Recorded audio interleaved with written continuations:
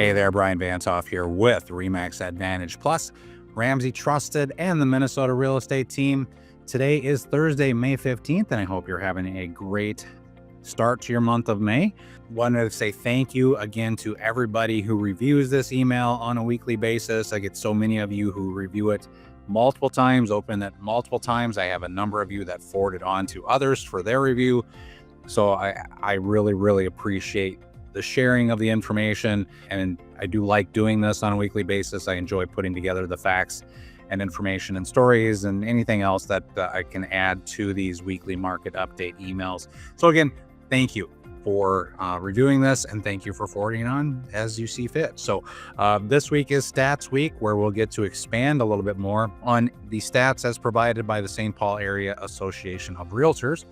And if you ever want to go and find your own information and stats as provided by the St. Paul Area Association of Realtors, you can go to www.spaar.com,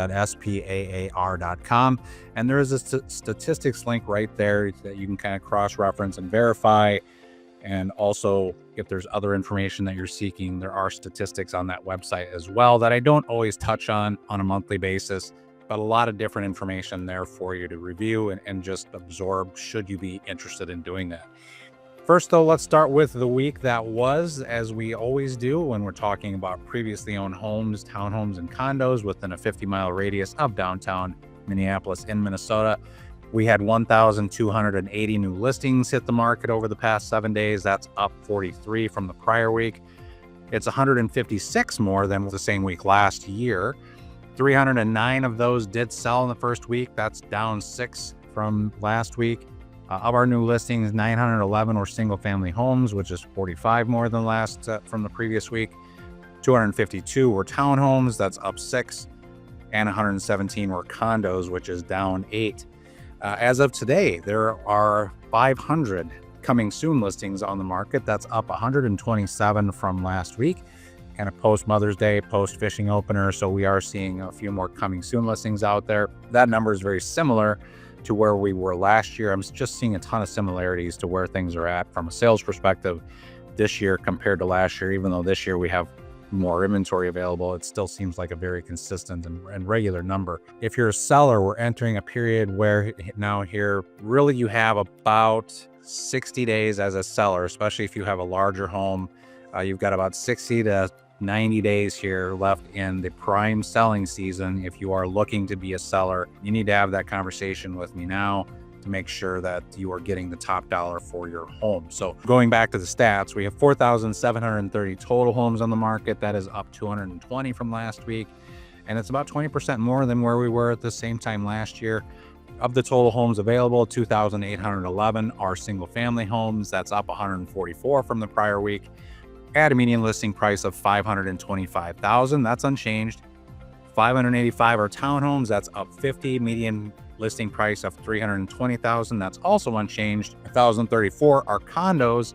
That's up 26 at a median listing price of $215,000. That's $5,000 higher than the previous week. 843 homes went from active to pending. That's down 11, and 644 went from pending to sold. That's down 61. Mortgage rates. We did see mortgage rates actually trend up just a little bit over the past 7 days. A good mortgage broker will be right around that 7% mortgage rate right now for a fixed 30-year conventional mortgage. That's up about 1/8 to 1/4% over last week. 1 month ago, we were about 1/4% lower. 3 months ago, we had about the same rates, and we are about 1/8 higher than where we were 6 months ago and 1 year ago. So not a wide range on our mortgage rates, but any numbers that start with a 7 on a conventional mortgage can maybe tend to scare some people a little bit and potentially have an impact where things do slow just a little bit, at least temporarily, as buyers kind of absorb that 7. So it can be a big number for some people that they might not be as excited about as opposed to where they were in the 6s here recently. So again, not a wide range, but 6.75, 7%, still kind of a psychological difference when a rate starts with a 7 compared to a 6.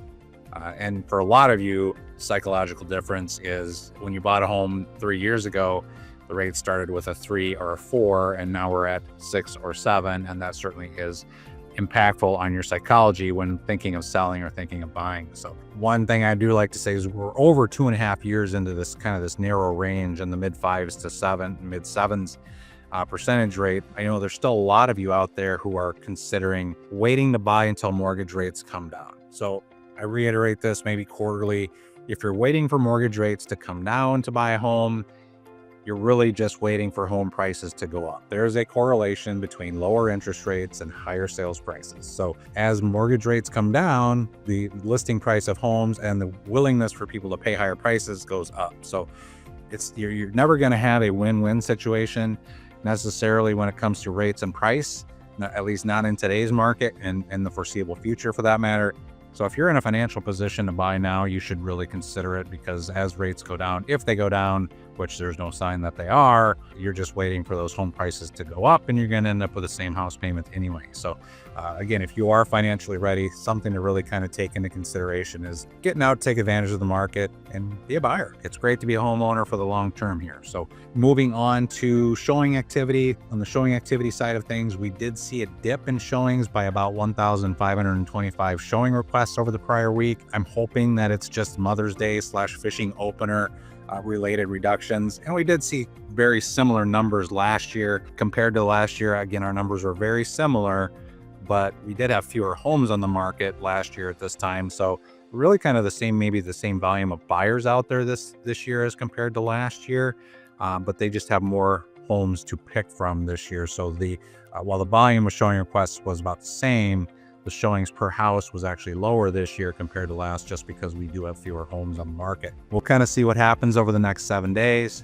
No holidays in the mix here until Memorial Day, so we have a little bit of a reprieve from holiday changes that kind of occur with maybe fewer listings that pop on the market during a holiday weekend. So just Memorial Day here coming up on the 26th, I believe. So that's it on the stats that I put together on a weekly basis. On to Stats Week, where we talk about SPAR, St. Paul Area Association of Realtors, stats that they put together for the 13-county Twin Cities region. April saw 6,632 new listings. Now this includes previously owned homes, new construction, single-family homes, townhomes, condos. 6,632 new listings. That's up 332 from last April.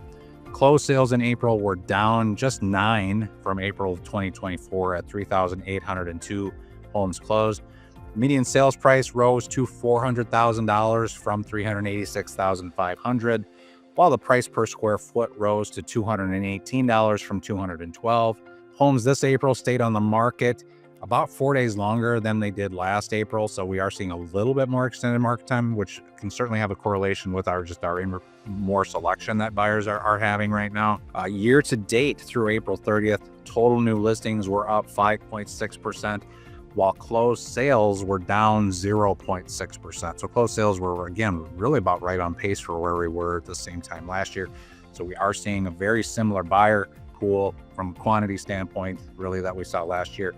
Median sales prices year to date are $385,000. That is a 4.1% increase over the first 4 months of 2024.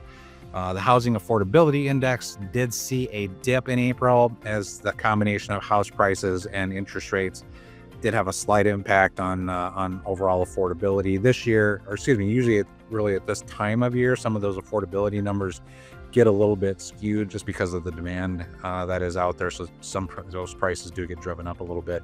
The average household makes 111% of what it takes to qualify for a median priced home right now. We are better than average when it comes to that nationally, as maybe I've talked about a couple of times before. So if you make 100% of the median income for the area, you could potentially qualify for a home, but the average household actually makes 111% of the median income for the area to qualify for that median priced home. So that 111% is down from 118% in March and down from 112% in April of last year.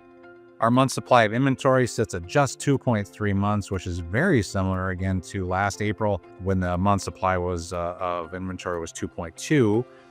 When you look at that, we can really differentiate though between single family homes, townhomes, and condos, in addition to comparing those against new construction. On the previously owned single family home side of things, we have just 1.6 months supply of inventory, while previously owned townhomes are at 1.9 months and condos are 4.9 months. So a lot more inventory of condos. All of those stats are higher than where they were in April of 2024, but condos do continue to be the drag at 4.9 months, which is up 40% from last April. On the new construction side of things, builders have 5.6 months supply of inventory from 5.2 from April of last year. So builder inventory does continue to plot upward a little bit, unfortunately. That's all I have for the week. I've been fortunate enough to help 30 buyers and sellers so far in 2025. I would love to have the opportunity to have a discussion with you and help you with your real estate goals as well this year or next year, whenever that case might be for you. I'd love to be one of the people that sits down with you and talks about what you're looking for, what you're looking to do, creating strategies that make sense for you and your family. Everyone's situation is certainly unique. I had 2 conversations just over this past week of unique scenarios that I haven't necessarily run into very specifically in 23 years in this business, but certainly scenarios that do require some additional thought and some additional planning. Now, not everybody has really unique situations, but everybody's situation is unique when it comes to making sure there's a strategy and a plan in place to put the most money in your pocket if you're a seller, and if you're a buyer, making sure we're finding the right home for your situation. So please reach out anytime. I'm available, nights, weekends, mornings, whatever works on your schedule. Please feel free to shoot me an email, call, or text, and I'd love to really just have a conversation with you. So hope you have a great weekend, and we'll talk to you soon.